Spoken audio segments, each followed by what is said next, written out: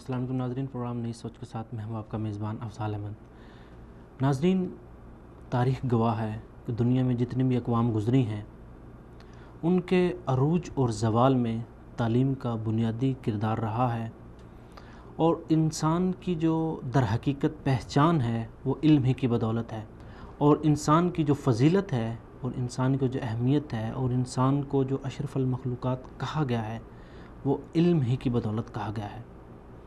جی ناظرین، آج پورے پاکستان میں 23 مارچ منایا جا رہا ہے، اور پاکستان کو بہت بڑے چیلنج کا بھی سامنا رہا ہے، لیکن پاکستانی عوام نے یہ ثابت کر دیا ہے کہ حالات چاہیں کیسے بھی ہوں، ہم نے پاکستان کے دفاع کے لیے، ہم نے پاکستان کی حفاظت کے لیے، ہم نے نظریہ پاکستان کے لیے اپنی کوششیں کرتی رہنی ہیں۔ تو ناظرین، آج کا ہمارا ٹاپک جو ہے وہ بھی اس دن کی حوالے سے بڑی اہمیت کا حامل ہے، کیونکہ آج ہم بات کر رہے ہیں ہمارا نظام تعلیم اور نظریہ پاکستان۔ اسی حوالے سے ہمارے ساتھ آج ہمارے اسٹوڈیو میں ہمارے معزز مہمان علامہ پروفیسر ظہیر عباس قادری صاحب ہوں گے۔ آپ امیدوار برائے قومی اسمبلی بھی رہے، مختلف ٹی وی چینل پر پروگرام بھی کرتے ہیں، اور اس کے علاوہ آپ مذہبی اسکالر بھی ہیں اور نوبل یونیورسٹی میں پروفیسر بھی ہیں۔ جی ظہیر عباس قادری صاحب، میں آپ کا بہت مشکور ہوں کہ آپ نے اپنا قیمتی وقت نکالا اور پروگرام میں شرکت کی۔ بہت شکریہ جی، بہت شکریہ، یہاں پر خدمت کا موقع ملا اور لب کشائی کا موقع مل رہا ہے۔ جی، علم جو ہے، علم کی فضیلت سے انکار نہیں کیا جا سکتا۔ جی جی، تو ظاہری بات ہے کہ ہر انسان جب کوئی چیز حاصل کرتا ہے تو اس کا کوئی ہدف ہوتا ہے، کوئی مقصد ہوتا ہے۔ جی، تو تعلیم حاصل کرنے کا جو بنیادی مقصد ہے انسان کے لیے وہ کیا ہونا چاہیے؟ بسم اللہ الرحمن الرحیم۔ آج کا موضوع بڑا خوبصورت ہے اور بڑی ہی اہمیت کا حامل ہے۔ اس موضوع کو اگر ہم سمیٹنا چاہیں تو اس انداز سے بھی سمیٹ سکتے ہیں کہ آج کا موضوع جس طرح آج کے موضوع والے دن نے پورے پاکستان کو ایک ملک دیا تھا، بالکل، اسی طرح اس ملک کو ہم شعور بھی دے سکتے ہیں، بالکل، اور یہی تعلیم کا مقصد بھی ہے۔ بالکل صحیح۔ تعلیم کا مقصد ہے انسانیت کے اندر شعور کا آ جانا، سمجھداری کا آ جانا، انسان کا یوں کہہ لیں کہ گھٹا ٹوپ اندھیروں سے، جہالت کے گھٹا ٹوپ اندھیروں سے روشنیوں کی طرف کا سفر، اور پھر تنزلیوں سے عروج کا سفر، اور پستیوں سے ترقیوں کا سفر۔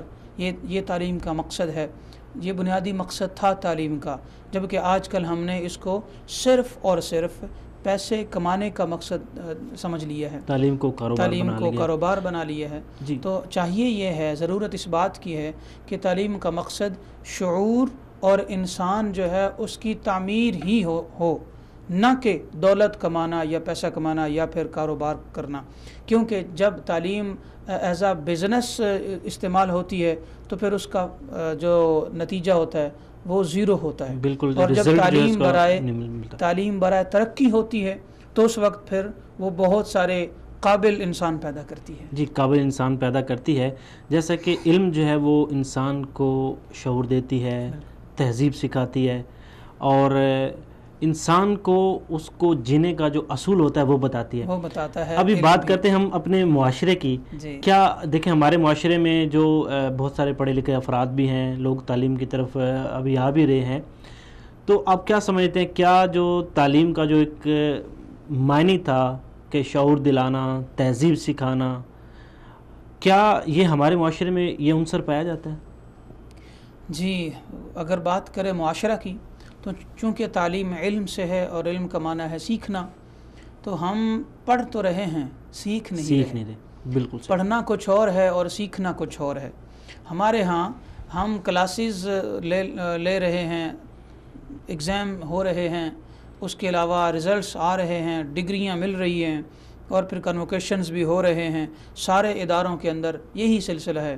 مگر اگر آپ اسٹوڈنٹس کا یوں کہہ لیں کہ انٹرویوز لے لیں چند، یا یوں کہہ لیں کہ 100 اسٹوڈنٹ کو آپ اکٹھا کر لیں، یا فرداً ان کا انٹرویو ان کے کر لیں، تو ہر اسٹوڈنٹ یہی کہے گا، یعنی 100 میں سے 100 ہی یہ کہے گا کہ میں ایک اچھی جاب کروں گا، اپنے والدین کی میں ذمہ داری کا احساس مجھے ہے تو ان کا سہارا بنوں گا۔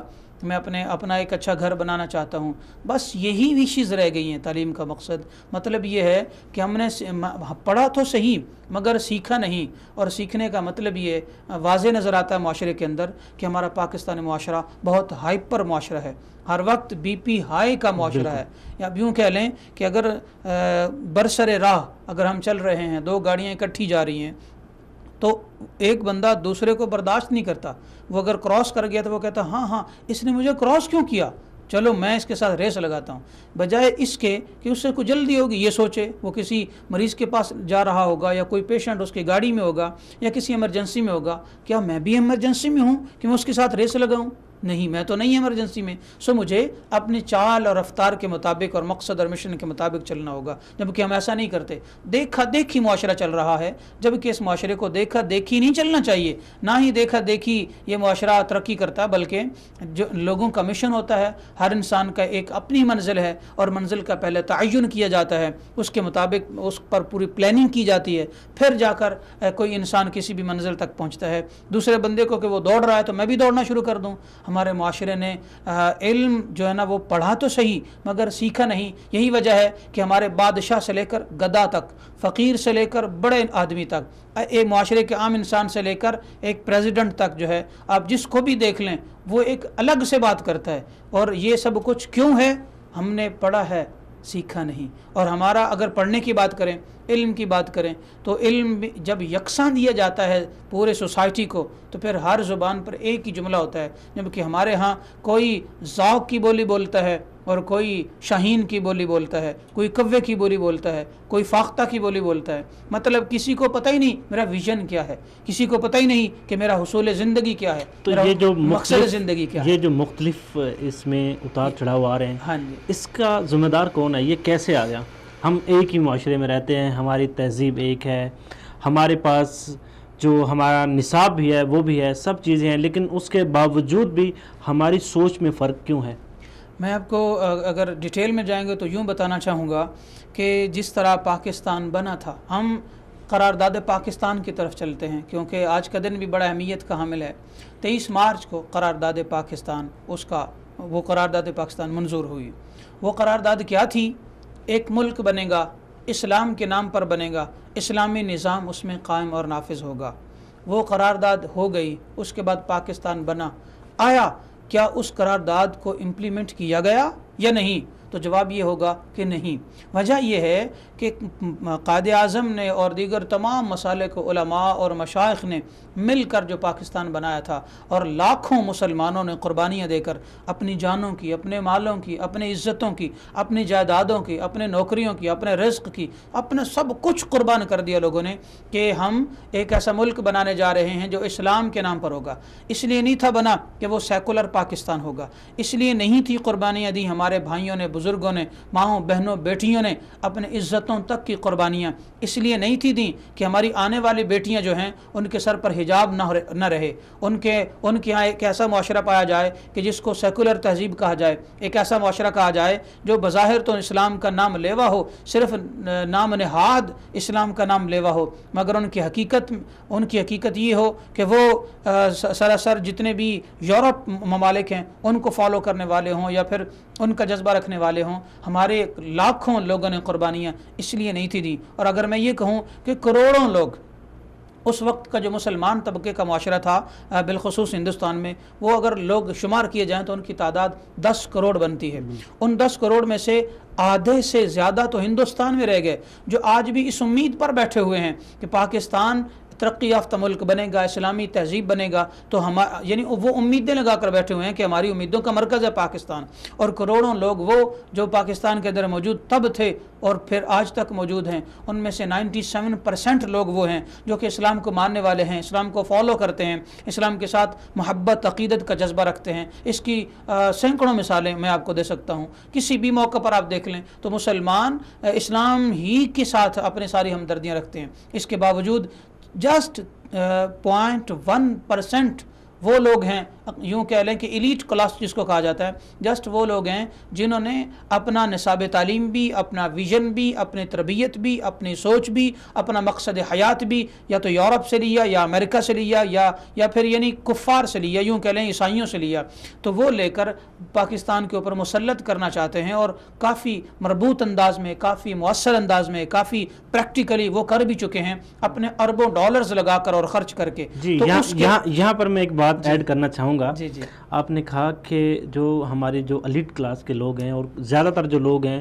جو برٹش سسٹم سے پڑھے ہوئے ہیں، یا جو باہر سے پڑھ کے آئے ہیں، یا جو پاکستان کے اندر رہتے ہوئے جو اپنا نظام تعلیم چھوڑ کے جو ہے وہ غیر ملکی نظام تعلیم پڑھ رہے ہیں، جی، کیا وہ لوگ نظریہ پاکستان کی جو حقیقی معنی ہے اس سے واقف ہیں؟ جی، میں اسی طرف آ رہا تھا، اور میرا یہ اتنی تمہید باندھنے کا مقصد بھی یہ تھا۔ آپ نے بڑا اچھا پوائنٹ دیا ایک بار پھر۔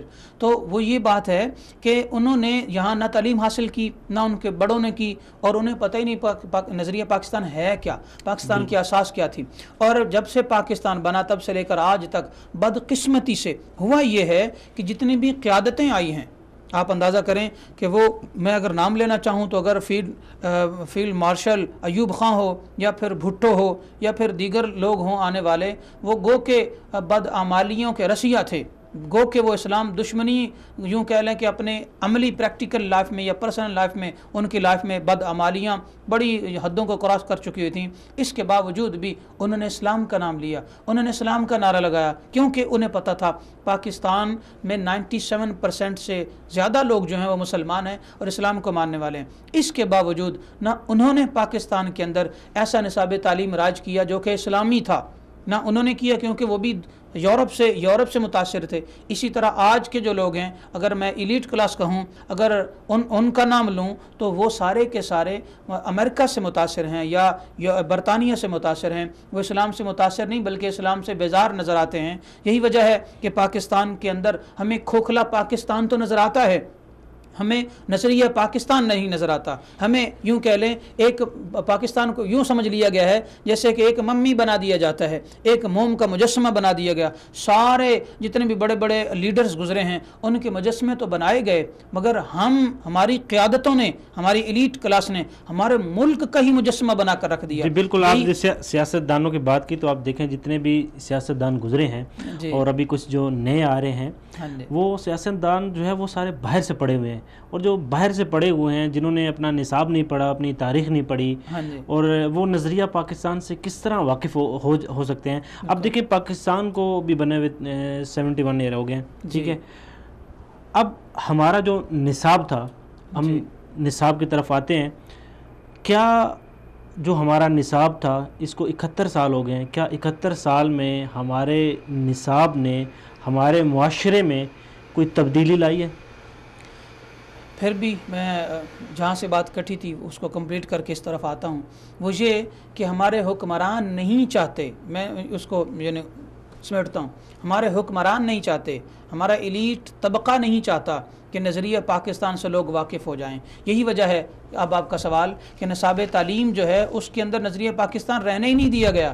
اس کے اندر آپ 23 مارچ ہے اگر آج، یا 23 مارچ کے دن قرارداد پاکستان منظور ہوئی، تو لوگ چاہتے ہیں کہ اسلام کا پتہ چلے کہ اسلام کیا چیز ہے، لوگ چاہتے ہیں کہ ہمارے پاکستان کے لوگوں کو پتہ چلے کہ قربانیاں کتنی دی گئی تھیں، مگر ہمارے ہاں صرف نصاب تعلیم میں قرآن دیکھ لو تو نہ ہونے کے برابر ہے، اگر آپ شریعت اسلامیہ دیکھ لو تو بہت سارے موضوعات اسلامی پاکستان کا جو نصاب تعلیم ہے اس میں سے نکال دیے گئے، بالکل نصاب نکال کے سیاسی شخصیات کو اور متنازع شخصیات کو لایا متنازع اور سیاسی شخصیات کو لایا گیا، اس پر ہم نے احتجاج بھی کیا، اس کے باوجود انسنی کر دی گئی، جبکہ احتجاج کرنے والے چند لوگ نہیں تھے، ہزاروں پروفیسرز بھی تھے، لاکھوں پاکستانی بھی تھے، اس کے باوجود کسی کی اس لیے نہیں سنی گئی کہ اس چیز کا تسلط کرنا چاہتا ہے، یعنی 0.1% طبقہ 97% لوگوں پر اس لیے حاوی ہونا چاہتا ہے، کیونکہ آپ کو پتہ ہے علم سے قومیں بنتی ہیں.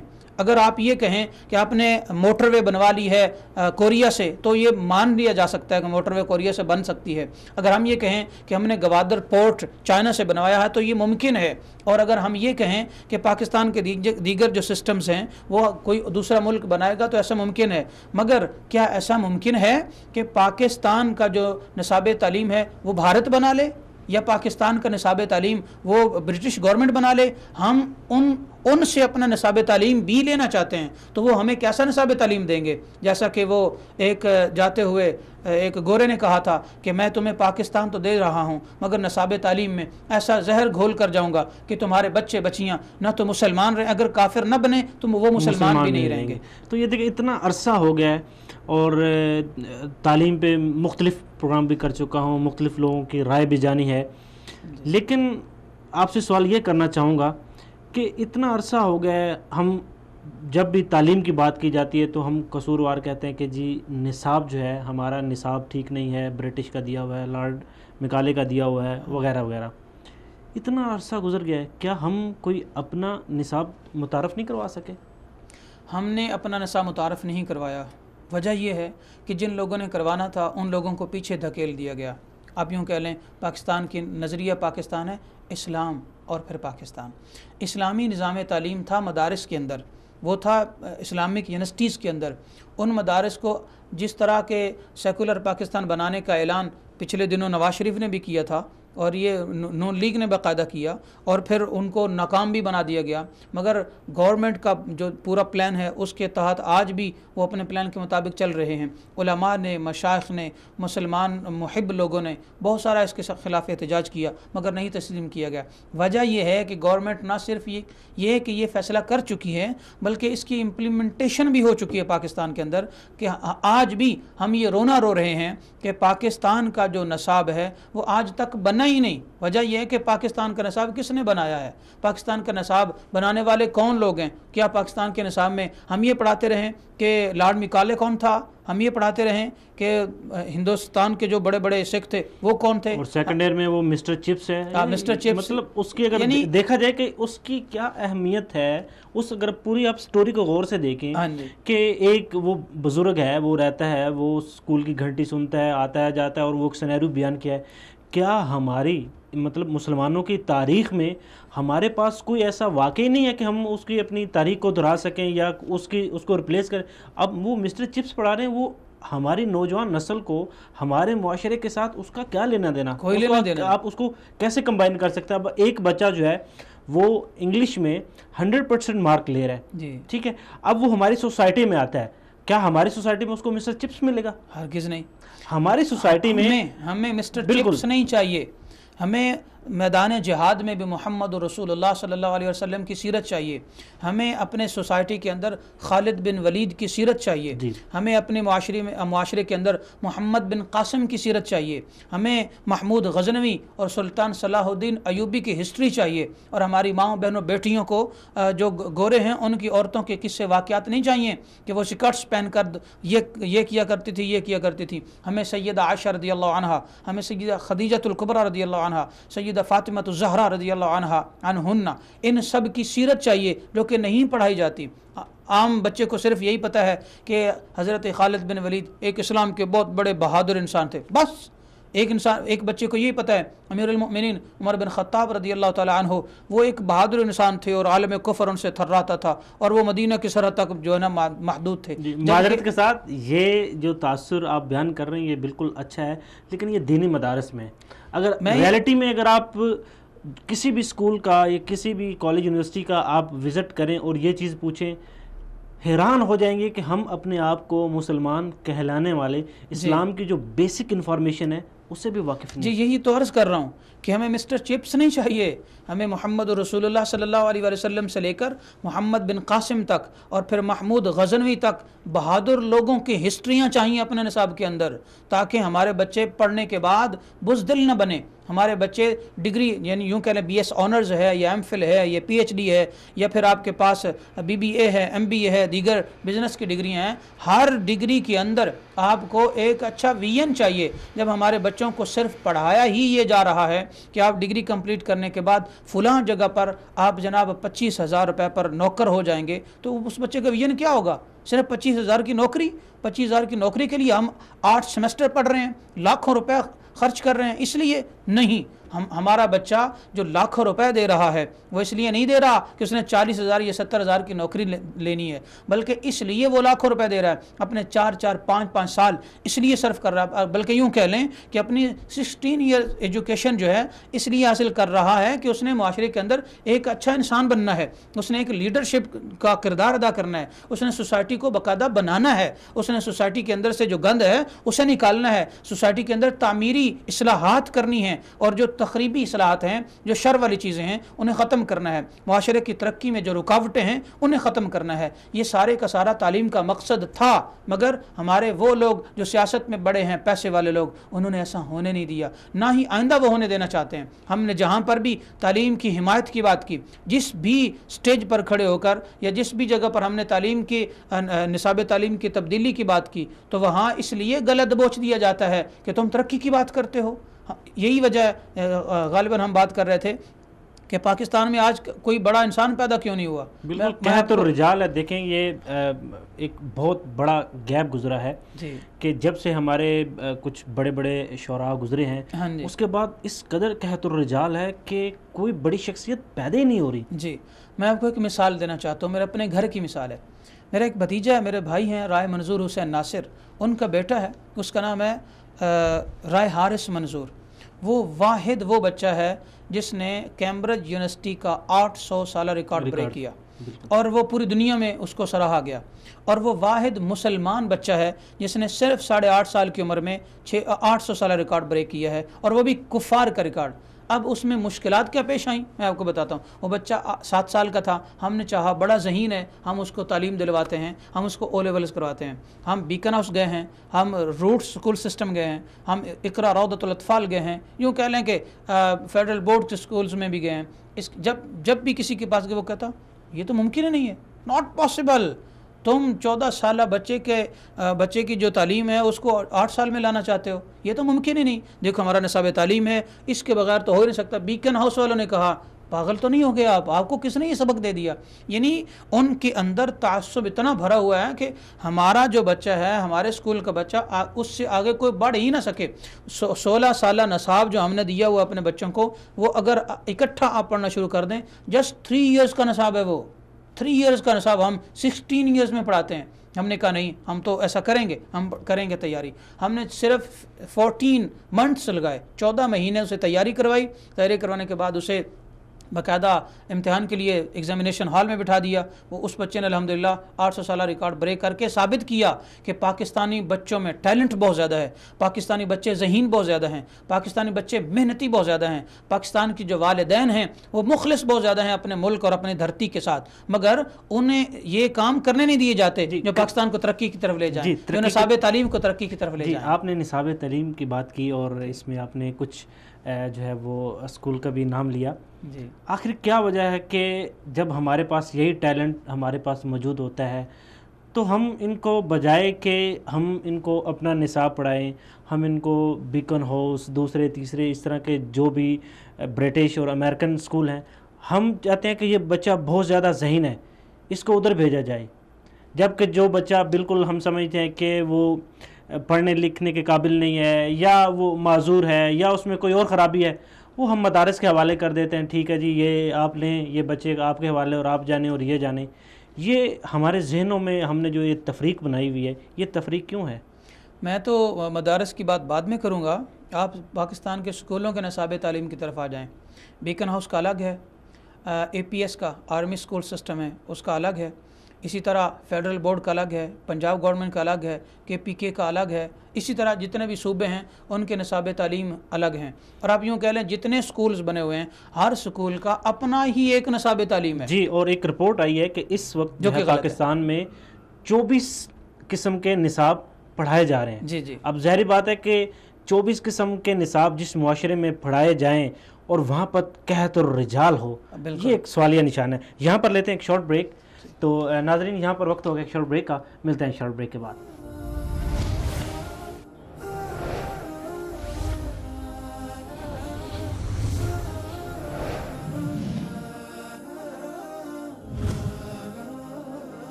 قرآن کی بہار،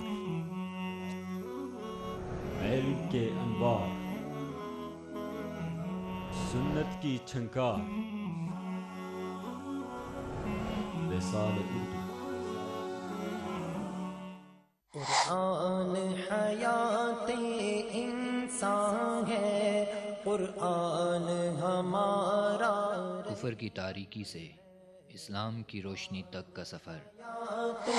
انسان ہے، قرآن کتابی ہدایت کے ذریعے راہ راست پر آنے والوں کی داستان. سنیے ان کی اپنی زبان سے. اس وقت میں نے محسوس کیا کہ کلمہ سچ ہے اور وہ صرف کلمات کا نام نہیں ہے. قرآن ہمارا رہبر ہے. سورۃ البقرہ کو مسلسل پڑھنے کے بعد پھر میں نے یہ بات محسوس کی کہ قرآن پاک کچھ اور حقائق پر بھی مشتمل ہے. سبحان اللہ. اور پھر میں نے قرآن پاک کے معانی کو گہرائی کے ساتھ سمجھنا شروع کیا. کیا شان یہ رب نے. بہت جلد آ رہا ہے قرآن میری ہدایت کا ذریعہ. قرآن ہے. صرف وصال اردو پر.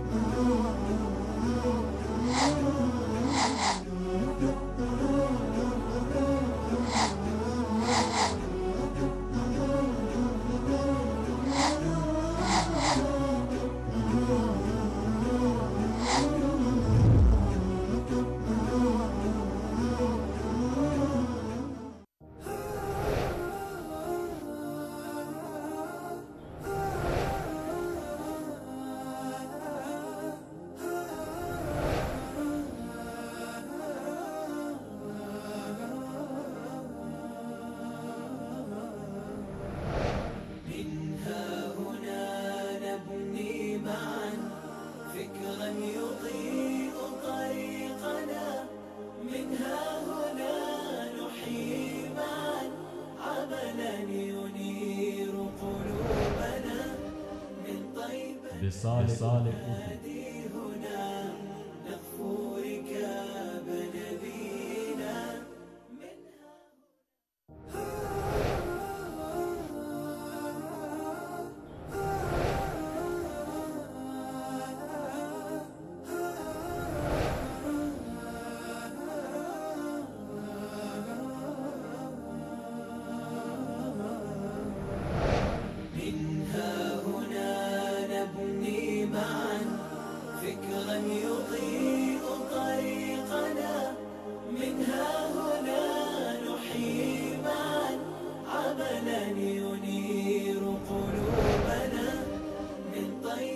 رسالہ اردو.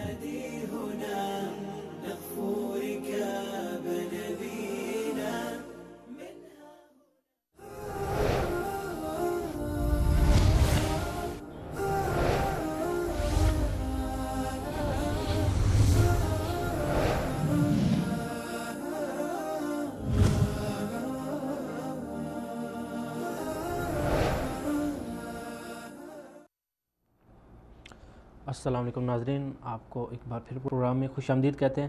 ناظرین آج ہم بات کر رہے ہیں کہ ہمارا نظام تعلیم اور نظریہ پاکستان، اور ہمارے اسٹوڈیو میں ہمارے مہمان ہیں پروفیسر علامہ ظہیر عباس قادری صاحب. ظہیر صاحب، ہم بات کر رہے تھے کہ اس وقت ہمارے پورے ملک میں ایک رپورٹ کے مطابق تقریباً 24 قسم کے نصاب ہیں. جی. 24 قسم کے نصاب ہوتے ہوئے بھی ملک میں قحط الرجال ہے، یہ ایک بہت بڑا سوالیہ نشان ہے۔ جی بالکل، اگر میں یہ کہوں کہ یہ 24 قسم کے نصاب تعلیم کی وجہ سے ہی قحط الرجال ہے تو یہ غلط نہ ہوگا۔ وجہ یہ ہے کہ مختلف نصاب تعلیم تو آپ نے دے دی ہے قوم کو، مگر جو ان کی پرورش ہونا تھی، جس سرزمین پر وہ رہ رہے ہیں، یا جو ان کو گھر سے یا مسجد سے، مدرسہ سے، ماں کی گود سے، یا معاشرے کے اندر رہتے ہوئے پریکٹیکل لائف سے ان کو جو تعلیم مل رہی ہے، آپ اس کے مقابلے میں اگر انہیں انگریز بنانا چاہتے ہو تو ایسا ممکن نہیں ہے۔ نصاب تعلیم کے زیادہ نصابوں کے ہونے کی وجہ سے ہی، یہ جو سلیبس کی کثرت ہے، اس کی وجہ سے ہی کوئی بچہ بن نہیں پاتا، کیونکہ وہ اس چیز کا شکار ہو جاتا ہے کہ میں کروں تو کروں کیا، میں پڑھوں تو پڑھوں کیا۔ کالج میں، اسکول میں کچھ اور پڑھ رہا ہے، باہر نکلتا ہے تو کچھ اور دیکھنے کو ملتا ہے۔ بالکل، یہاں پر میں آپ کو تھوڑی دیر کے لیے روکنا چاہوں گا کہ جو اسٹوڈنٹ ڈگری لے لیتا ہے، ہاں جی، اس کی ڈگری جو اس نے پڑھا ہوتا ہے سوسائٹی میں ایڈجسٹ نہیں ہوتا۔ یہ ایک بہت بڑا ایک اور سوالیہ نشان ہے کہ ایک جو ہے اسٹوڈنٹ، اس نے اسی معاشرے کا رہنے والا ہے، سب کچھ اسی معاشرے میں رہتے ہوئے اس نے سیکھا ہے، لیکن جب سوسائٹی میں جاتا ہے سوسائٹی ایکسیپٹ نہیں کرتی۔ وہ اس لیے نہیں کرتی کہ جو کچھ سوسائٹی میں ہے، کیا اس نے پڑھا؟ نہیں پڑھا۔ اس نے تو مسٹر چپس پڑھا ہے، جیسے کہ پہلے آپ نے کہا۔ اس نے اپنے آباء و اجداد کو نہیں پڑھا، اس نے اپنے بڑوں کو نہیں پڑھا، اس نے نظریہ پاکستان کو نہیں پڑھا، اس نے یہ نہیں پڑھا کہ یہ پاکستان ہے، یہ پاکستان قوم کے لیے، قبیلے کے لیے، خاندان کے لیے، نسل کے لیے نہیں تھا، یہ اسلام کے لیے ہے اور مسلمانوں کے لیے بنا تھا۔ مسلمانوں کو اس ملک میں رہ کر اس انداز سے اس ملک کو دنیا کے نقشے پر لانا تھا کہ پاکستان کی ہاں میں ہی اقوام عالم کی ہاں ہو، اور اسی کی نہ میں اقوام عالم کی نہ ہو۔ مختلف نصاب تعلیم ہمیں انگریزوں کی طرف سے، یا یوں کہہ لیں یہود و نصارہ کی طرف سے دے کر ہمیں اس کی ہاں اور نہ کی بات تو بڑی دور کی رہ گئی، ہمیں یہ تک بھول گیا کہ ہم پاکستانی بھی ہیں۔ آج ہم یا تو پنجابی ہیں، بلوچی ہیں، سندھی ہیں، یا ہم کشمیری ہیں، اور ہماری لڑائی اسی چیز پر ہے، اس کے علاوہ ہمارا جھگڑا ہی کوئی نہیں۔ ہم مہاجر ہیں، ہم وہاں کے باشندے ہیں، یہی لڑائیاں ہیں، یہی جھگڑے ہیں، انہی میں جب ڈال دیا۔ اصل مقصد تو نظریہ پاکستان کا تھا کہ ایک سرزمین پر مختلف قومیں ایک ہی رنگ میں رنگ جائیں، اور وہ رنگ محبت مصطفیٰ کا ہے، اور وہ رنگ عشق مصطفیٰ کا ہے، اور وہ نصاب قرآن کا نصاب ہے۔ قرآن کے نصاب کو نام نہاد طور پر تو لگا دیا گیا یا رکھ دیا گیا کتابوں کے اندر، یا پھر پاکستان کے قانون کے اندر تو شامل کر دیا گیا، مگر اس کی امپلیمنٹیشن نہیں ہے۔ آپ یہ دیکھ لیں، جس بھی بندے کے پاس 4 پیسے آ جاتے ہیں، وہ اپنے بچے کو قرآن نہیں پڑھاتا، جیسے کہ آپ نے بات کی، وہ اپنے بچوں کو انگریز بنانا چاہتا ہے، اور انگریز بنا کر کیا کرے گا؟ اس سوسائٹی میں پھینکے گا کہ جس سوسائٹی میں یہی نہیں پتا کہ ماں کون ہے اور باپ کون ہے اور بہن کون ہے، بھائی کون ہے۔ جس ایسے معاشرے کے اندر پھینکنا چاہتا ہے، یا ایسے معاشرے کے اندر ہم جانا چاہ رہے ہیں، یا وہ نصاب تعلیم پڑھ کے کہ جن کو نہ ماں کا پتہ، نہ باپ کا، نہ بہن کے رشتے کا، نہ باپ بھائی کے رشتے کا، نہ بھابھی کے رشتے کا، نہ خالہ پھپھو کے رشتے کا، وہاں تو رشتے نہیں۔ اسلام نے تو یہ سارے رشتے دیے تھے، پاکستان نے اور نظریہ پاکستان نے یہ سارے رشتے دیے تھے، اور ہم نے ان سب کو ختم کر کے صرف اور صرف یس اور to and me and you یہ سب کو پڑھ لیا۔ جی، اور یہاں پر ایک اور بات بھی ہے، ہم میں جو سب سے بڑی ایک کوتاہی سمجھ لیں، غلطی سمجھ لیں، وہ یہ ہے کہ ہم نے اپنی جو مادری زبان ہے جی اس کو چھوڑ دیا، نہ ہم اچھی طرح انگلش میں ڈیولپ ہو سکے، بالکل، نہ اچھی طرح اردو میں، ہم تو بیچ میں اٹک گئے۔ وجہ یہ ہے، میں آپ کو بتاؤں کہ پوری دنیا کا رول کیا ہے، ہر ملک کا رول ہے۔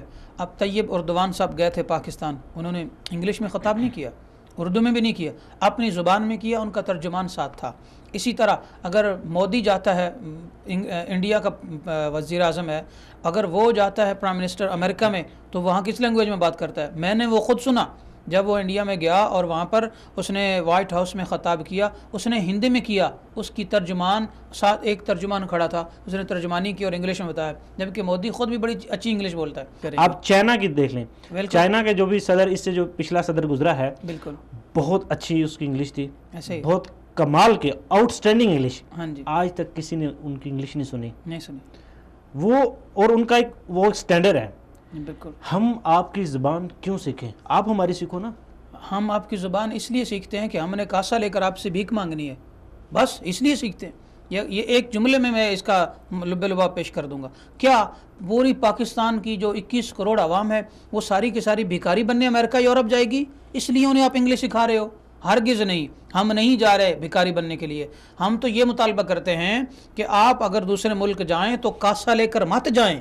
آپ دوسرے ملک معاہدے کرنے کے لیے جائیں. آپ دوسرے ملکوں میں جب وزٹ کریں یا دورہ کریں، اے پریزیڈنٹ آف پاکستان اور پرائم منسٹر آف پاکستان صاحب، کہ اگر آپ دوسرے ملکوں میں جاتے ہیں تو ایڈ لینے کے لیے نہیں، آپ پیسے لینے کے لیے نہیں، بھیک مانگنے کے لیے نہیں. جب بھی آپ دوسرے ملکوں میں جاتے ہیں وہ آپ کو اتنی زیادہ آپ کے سامنے مطالبات رکھ دیتے ہیں، آپ کی شرمندگی سے گردن جھک جاتی ہے. میں تو قرضہ لینے آیا ہوں.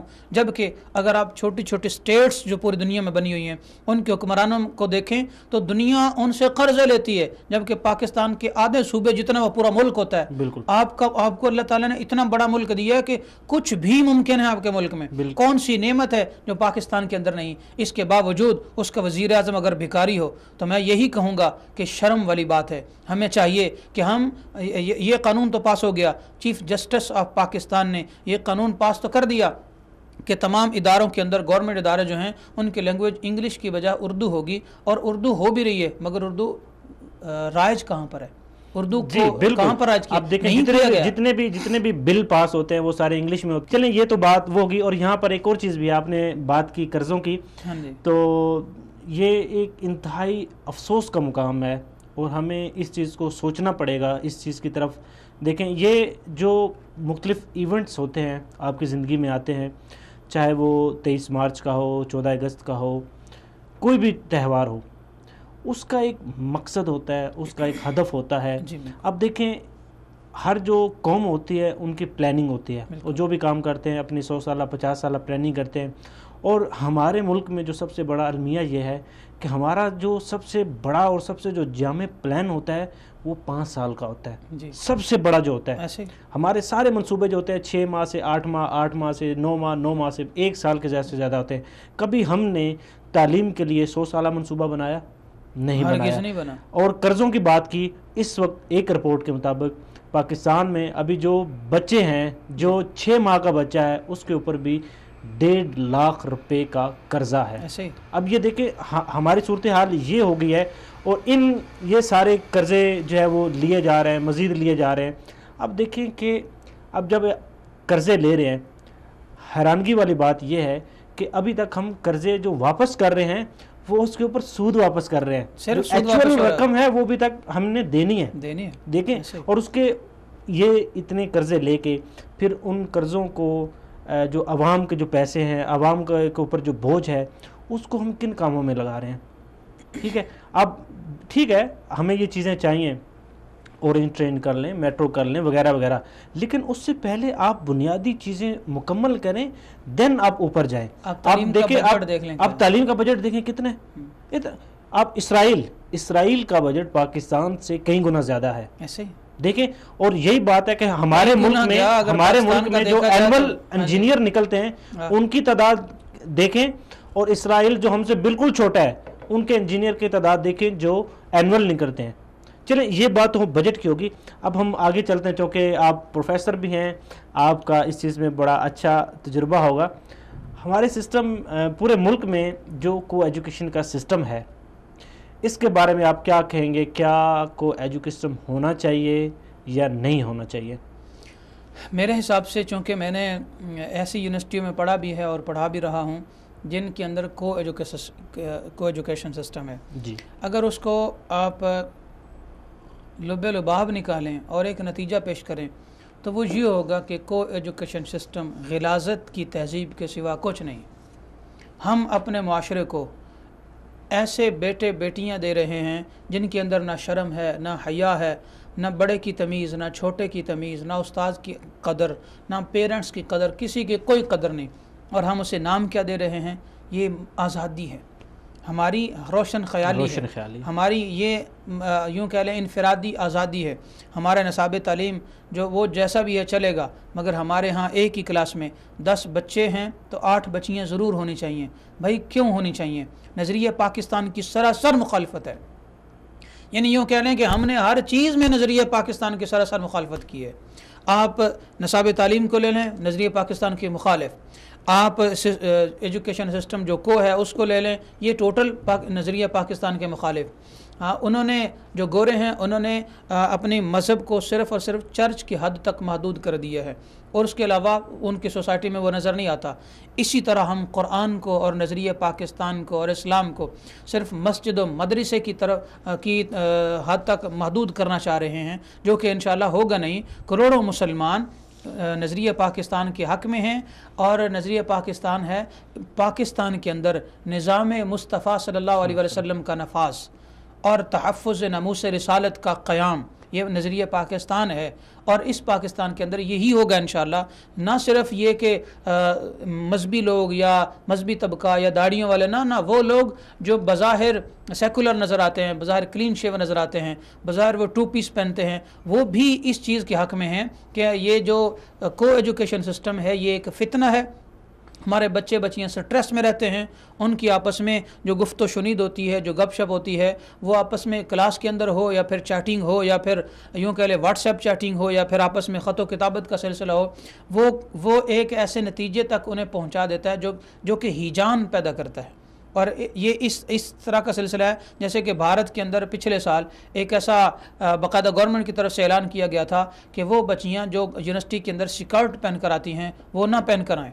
یہی سسٹم پاکستان کی کو ایجوکیشن والی یونیورسٹیوں میں تھا، مگر وہاں انہیں باقاعدہ لگانے پڑے باقاعدہ بورڈز پر یہ لگانا پڑا کہ ایسا لباس جو کہ آپ کے جسموں کو ظاہر کرے وہ ہرگز پہن کر نہ ہو، کیونکہ آپ کی عزت کو خطرہ ہے. یہ ہماری یونیورسٹی میں باقاعدہ یہ تھا، اسی طرح اور یونیورسٹیوں میں بھی بھارت نے بھی یہ اعلان کیا. تو پتہ یہ چلا کہ یہ جو کو ایجوکیشن سسٹم ہے یا بے حیائی کا جو رواج ہے یا پھر روشن خیالی جو ہے، یہ آپ کی بیٹیوں کی عزت کو محفوظ نہیں کرتی بلکہ داؤں پہ لگاتی ہے. آپ کے بیٹوں کو محمد بن قاسم نہیں بننے دیتی بلکہ ایک چور اور ڈاکو اور زانی بناتی ہے. اسی طرح آپ کے بیٹے کو ایک صلاح الدین ایوبی نہیں بناتی یا محمد بن قاسم نہیں بنائے گی. یا قحط الرجال جو آپ نے پہلے سوال کیا، یہی وجہ ہے کہ رجال کار جو ہیں، جو کار آمد لوگ ہیں، وہ اسی لیے ہماری سوسائٹی کے اندر یا ہمارے نصاب کو پڑھنے کے بعد بھی یا پاکستان کے اندر سے نہیں نکل رہے. وجہ یہ ہے کہ وہ چھوٹی چھوٹی خرافات کے اندر گم گئے ہیں، جبکہ کوالٹیز ان کے اندر موجود ہیں، خوبیاں ان کے اندر موجود ہیں. ہمارا نصاب تعلیم نہیں نکلنے دیتا. اگر اس سے تھوڑا سا کوئی بچہ آگے نکلنے چلا جائے تو کوئی ایجوکیشن سسٹم ہی اسے غلط کاریوں سے ہی آگے نہیں جانے دیتا. اگر اس سے بھی وہ تھوڑا سا آگے چلا جائے تو اس کے بعد اسے جاب کی فکر لے ڈوبتی ہے، کوئی بڑی سوچ تو اس کے دماغ میں آتی نہیں ہے. لہذا چاہیے یہ ہے کہ پاکستان کا ہر بچہ نظریہ پاکستان کو پڑھے. اس کے اسکول کالج یونیورسٹی میں نہیں ہے تو وہ خود کتابیں لے اور خود پڑھے. اس کے بعد کیا ہوگا کہ اسی پاکستان کے اندر اقبال کے بیٹے نکلیں گے، اقبال کے شاہین نکلیں گے، محمد بن قاسم جیسے لوگ نکلیں گے، قائد اعظم محمد علی جناح رحمۃ اللہ علیہ کے وہ سپاہی نکلیں گے جو کہ قائد اعظم چاہتے تھے. قائد اعظم کلین شیو ہونے کے باوجود بھی یہ چاہتے تھے پاکستان کے اندر میں اسلامی نظام قائم کروں گا، نہ کہ یہ جو موم بتی مافیا ہے اس کو لاؤں گا. وہ تو تب بھی اس کے مخالف تھے اور آج بھی نظریہ پاکستان اس کی مخالفت کرتا ہے. جبکہ چھوٹا سا طبقہ ایلیٹ فورس جو ہے، ایلیٹ کلاس جو ہے، یہ ایلیٹ کلاس اس بے حیائی کو یا روشن خیالی کو یا یوں کہہ لیں کہ ایک بے راہ رو معاشرہ جو ہے اس کو ہم پر مسلط کرنا چاہتی ہے، جس کی ہم مذمت کرتے ہیں. جی مذمت کرتے ہیں.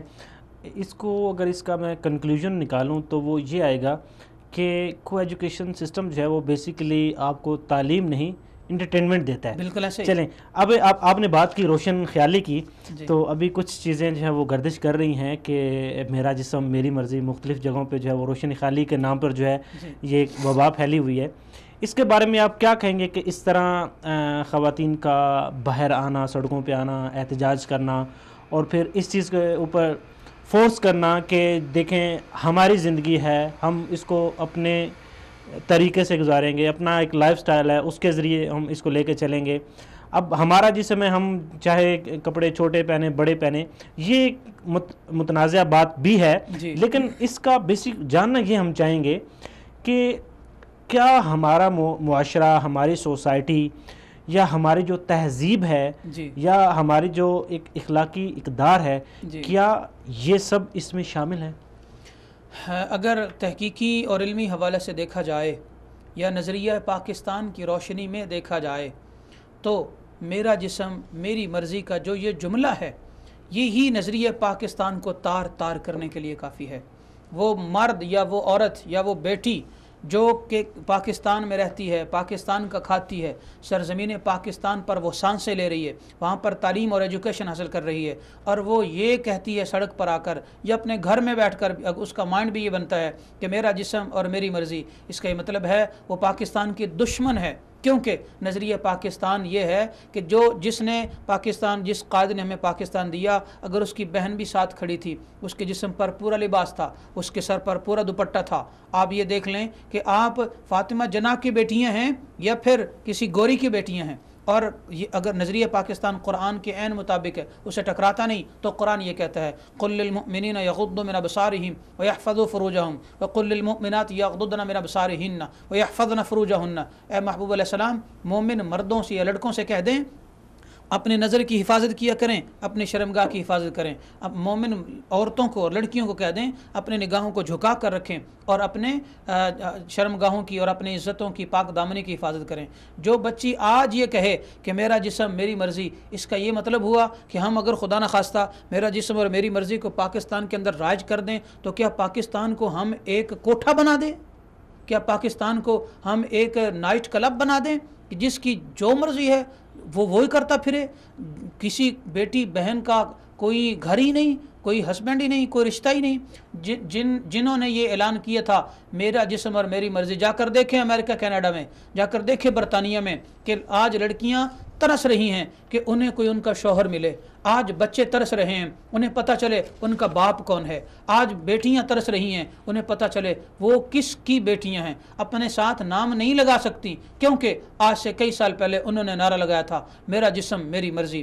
کیونکہ اور میں یہ کہنا چاہوں گا کہ پاکستان کے اندر اگر کوئی بیٹی یہ کہتی ہے کہ میرا جسم اور میری مرضی، اے بیٹیوں، اگر آپ کو کوئی سبق بھی دے اور یہ کہے کہ اور یہ فلسفہ غلاظت سمجھانا چاہے تو آپ اس کو جوتے کی نوک پر رکھ کر ردی کی ٹوکری میں ڈال دیں. کیونکہ اگر خدا نخواستہ میرا جسم میری مرضی ایک لڑکی کی زبان پر آ گیا، اس کے دماغ میں بھی آئے گا تو شرح طلاق بڑھے گی، لڑکیوں کی شادیاں نہیں ہوں گی، وہاں پر زنا خانے بنیں گے، وہاں پر شراب خانے بنیں گے، وہاں پر وہی سسٹم رائج ہو جائے گا جو کہ یورپ، امریکہ، برطانیہ کے اندر ہے.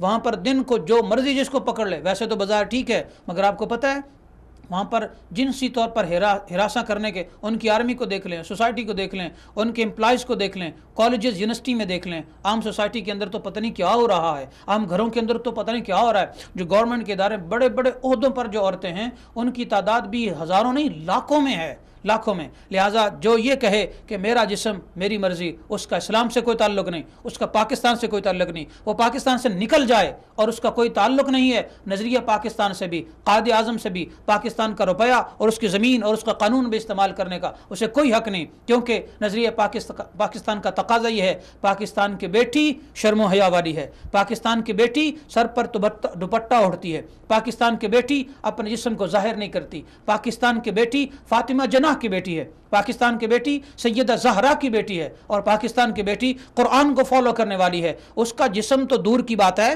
وہ تو کسی غیر کی طرف، کسی کے گندے چہرے کی طرف اپنی پاکیزہ نگاہ بھی اٹھانا گوارا نہیں سمجھتی، چہ جائے کہ میرا جسم اور میری مرضی کے نعرے لگائے.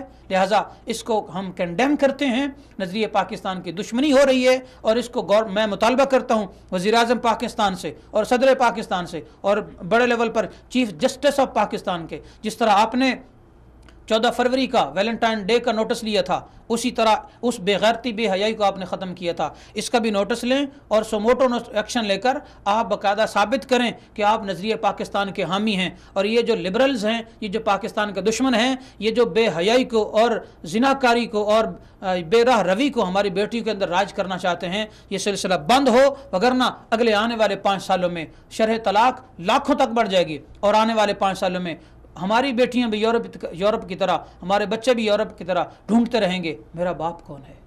جی بالکل.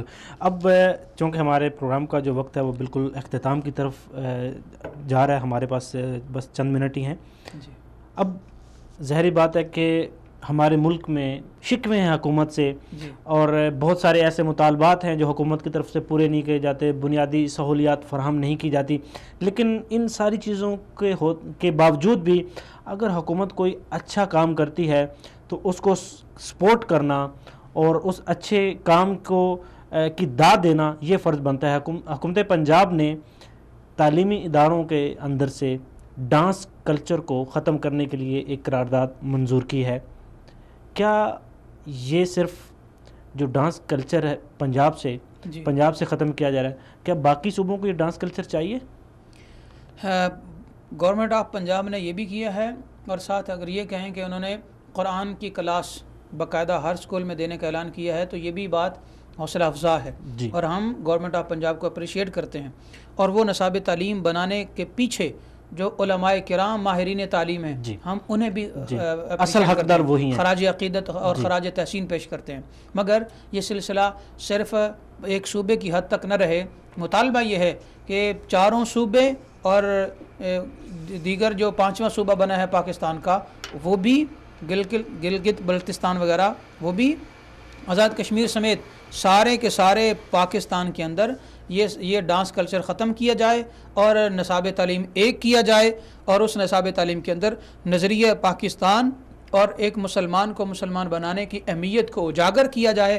جہاں دیگر معلومات ہیں وہاں اخلاقیات کو بھی شامل کیا جائے، کیونکہ ہمارے نصاب تعلیم میں صرف ایم اے اسلامیات کے علاوہ باقی کسی بھی ڈگری میں اخلاقیات نہیں ہیں.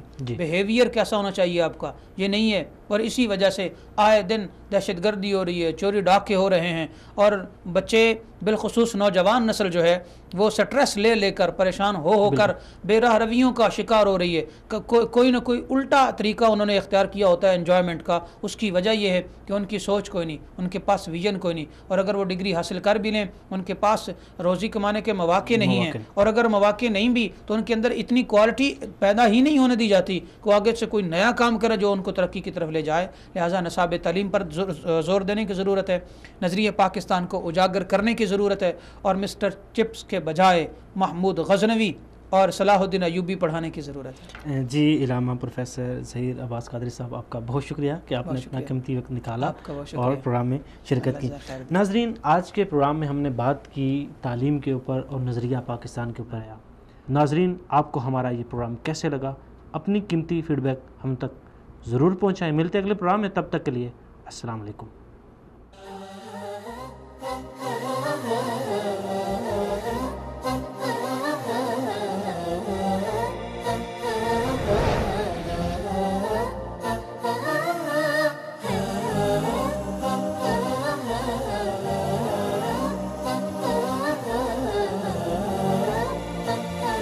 Oh